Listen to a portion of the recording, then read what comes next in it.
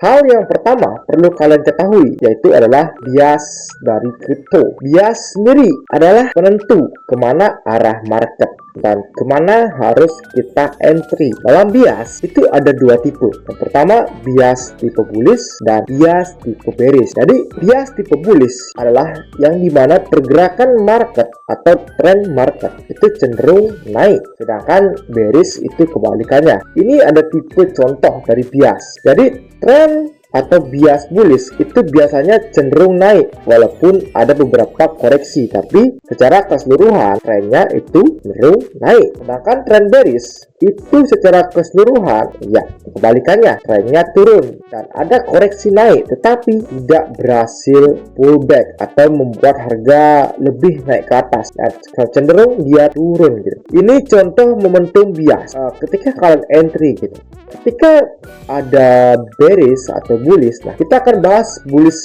momentum. Kalian harus entry di saat harga mengalami koreksi atau penurunan seperti di titik warna biru. Nah, itu disebut dengan demand area. Sedangkan ketika momentum bearish itu kita entry ketika berada di supply zone atau simpelnya contohnya ketika trennya turun dan mengalami kenaikan sedikit itu kita boleh entry. Untuk menentukan bias itu memiliki probabilitas win rate. Nah, secara gue pribadi dari win rate daily itu memiliki peluang sebesar 72% dalam mencari momentum, dan weekly itu memiliki peluang 88% dalam mencari momentum. Karena gue sendiri itu overall nggak 100%. Kita langsung ke contoh dari bias ya.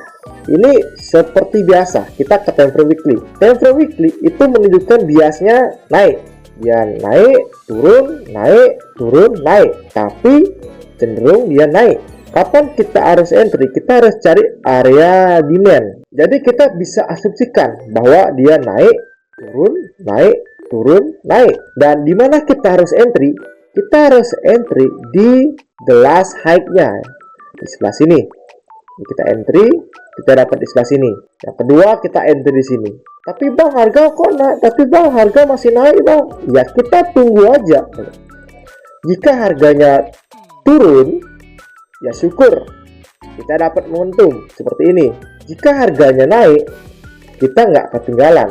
Artinya kalian nggak kehilangan uang. Jadi trade sesimpel itu. Ini contoh structure bullish secara weekly. Kalau dari daily ini cukup rumit, tapi overall kita lihat ya untuk charting sekarang ya. Gue rasa tidak memiliki peluang yang cukup high probabilitas, tapi secara high-nya gue menemukan satu yang dimana secara garis besar kita lihat di sini. Nah, dia mengalami kenaikan, mengalami penurunan, mengalami kenaikan, kita nggak tahu sampai mana. Tapi yang jadi penentuannya kita mendapatkan area entry yaitu di sebelah sini. Jadi kalau ini kena ya syukur, kalau enggak ya kita nggak kehilangan uang. Jadi contoh bias bullish sesimpel itu. Sekarang kita ke, nah ini contoh bias bearish. Terlihat dari time frame daily, dia masih cenderung turun atau trennya ke bawah. Artinya ini biasnya bearish. Kita ke time frame yang lebih kecil. Bisa kalian lihat, ini sangat perfect sekali, yang dimana dia turun, naik, turun, naik, turun. Sesimpel itu. Jadi karena ini ada penentuannya, jadi kita lihat ini trennya benar-benar perfect sekali. Yang dimana, jadi ini kita bisa buat dua garis, 1, 2, 3. Jadi menggambarkan trennya seperti dia naik, turun, naik, turun, naik, turun, naik, turun. Ini sesimpel itu. Kalian pengen entry ya kalian tunggu di area sini aja. Kalian tunggu di area sini aja. Kalau dapat, kalau enggak ya dia turun lagi sekali, kalian entry di area sini, turun. Jadi sesimpel itu kalau kalian pengen trade gitu. Jadi inilah pentingnya bias dalam menentukan arah market kripto gitu. Jadi mungkin ini aja materi tentang gue pribadi di bab 1 ya. Karena gue rasa banyak orang yang kurang paham caranya entry bagaimana. Tapi satu hal yang harus kalian ketahui, Jangan pernah melawan tren. Contoh, kalau trennya bearish, kalian jangan buy position. Kalau trennya bullish, kalian jangan short position atau sell position. Simpelnya seperti itu. Jadi sangat mudah sekali. Ini trennya bearish, kalian jangan sesekali kalian buy atau long position. Kalian tunggu dia koreksi ke atas, habis itu dia turun gitu. Sama juga kayak seperti Bitcoin, dia trennya naik, kalian jangan short please. Kita tunggu dia turun. Tunggunya di mana? Di previous high terakhir, baru kita entry long atau buy position. Sesimpel itu. Jadi setup ini merupakan setup yang memiliki kelemahan. Ya, kelemahannya itu ya kalian harus menunggu sangat lama. Mungkin biasanya seminggu sampai 2 minggu ya, biar limit order kalian tuh kejemput gitu.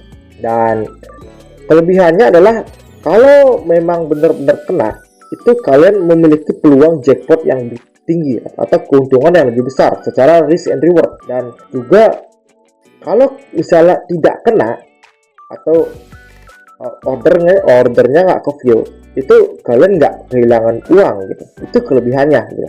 Jadi dapat jadi ini kayak kita mancing gitu. Kalau umpannya kena ya syukur, kalau enggak ya nggak apa-apa gitu. Udah, that's it. Oke, ini aja. Thank you. Jadi kalau ini memang benar bermanfaat ya, jangan lupa di like, subscribe, dan komen jika kalian memiliki suatu kendala gitu. Oke, thank you.